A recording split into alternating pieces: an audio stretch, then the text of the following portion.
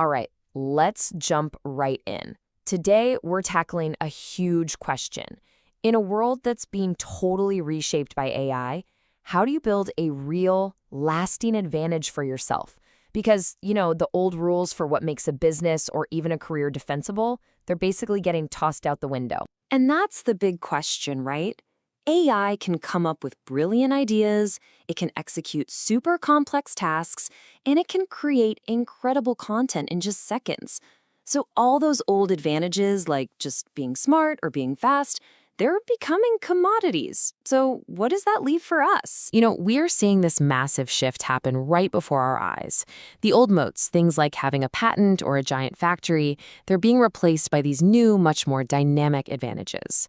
We're moving away from physical stuff and toward moats built on systems, on trust, and on the one resource that is scarcer than anything else today: attention. So, to really get why these new moats are so important, you've got to understand the real threat here.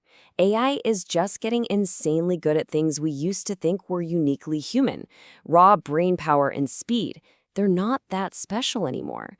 AI is leveling the playing field, which means we need to find a totally new game to play. So when we talk about a moat in this new world, what are we really talking about? It's not just a wall anymore. It's more like an engine.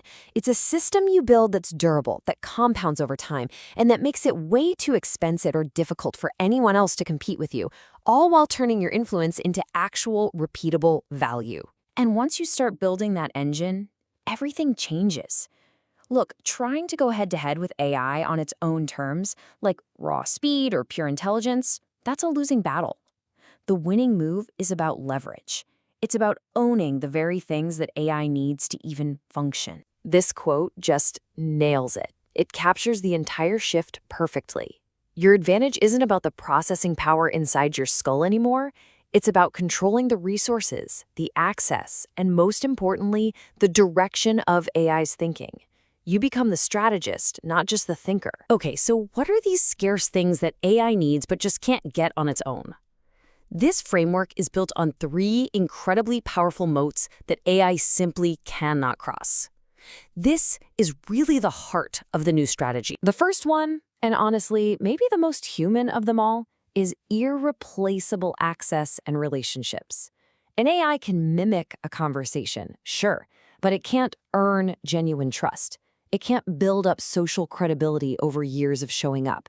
It can't get itself invited into the room where the real decisions get made. That is uniquely, powerfully human. And you can see how these things all stack up, right?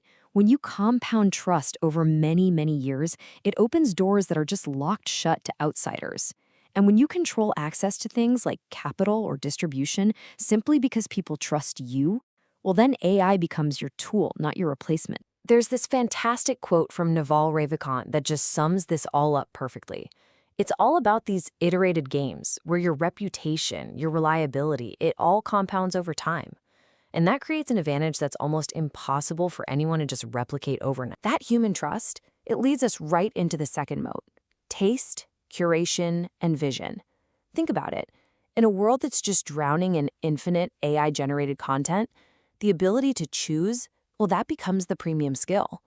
An AI can spit out 1,000 options, but it can't feel which one is going to resonate with people, culturally and emotionally. See, you being the filter, that's the moat. It's about turning the absolute chaos of infinite information into a clear signal, or a brand people love. You become the person who defines what good even looks like for your community. And that requires a deep human intuition that AI just doesn't have. I mean, look at someone like Mr. Beast. He for sure uses AI tools for things like optimizing his thumbnails. But his real moat isn't the tech. It's his almost spooky intuition for what millions of people are going to find completely captivating. That's taste. That's vision. The AI is just an assistant. Okay, and that brings us to our third moat. And this one is maybe the most concrete: controlling scarce, real-world assets. AI lives in the digital world, right? But our world is still physical. And AI needs physical infrastructure and exclusive rights to have any real impact out here. If you own the rails, the channels that money or data or goods or attention flow through, You don't have to compete with AI. You get to charge it rent. This could be something huge like data centers or something like exclusive distribution rights, or even just a truly iconic brand that has its own special place in our culture. So, what's the common thread here? What's the secret sauce for all three of these moats? Well, it's the qualities that are, at least for now, uniquely human. These are the superpowers you really need to be working on. Just take a look at these. Deep emotional intelligence. That's for building trust. Moral judgment for those high-stakes calls. Strategic imagination to see what no one else sees. These aren't soft skills anymore. In the age of AI, these are the most valuable, highest leverage skills you could possibly build. All right, so theory is great, but how do you actually build one of these moats? Especially if you're starting from scratch. Let's get really practical and dive into a playbook. Look, a real moat doesn't just pop up overnight. It's a multi-year game. Your first year is all about the foundation. You find a niche, you build a community, and you start gathering that crucial first-party data. Then, in years 2 and 3, you scale things up by turning that community into a real product or a network. And by years 4 and 5, that's when you're compounding, turning all that influence into hard, defensible assets. Okay, I get it.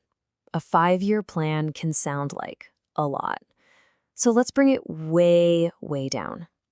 What can you do in the next 90 days? It's actually pretty simple. Pick your niche, launch a newsletter, build a super basic funnel, and then just start talking to people. Make one small bet. The goal here is not perfection. It's momentum. This table here basically breaks it all down for you. It's your year 1 map. You want to build a brand and get attention? Start publishing killer content in a really narrow niche. You want to own your own distribution? Launch that newsletter and build a community. You need access and capital? Start systematically building relationships. See how each action maps directly to building one of those moats we talked about? So when you strip everything else away, this is what it comes down to. This is the new game. You can win by being the essential connector who provides access, or the trusted filter who has taste, or the strategic owner who controls the assets, or, if you're really smart, some combination of all three. So you have the map, you have the playbook. The only real question left is the one right here on the screen. Which moat are you going to build first?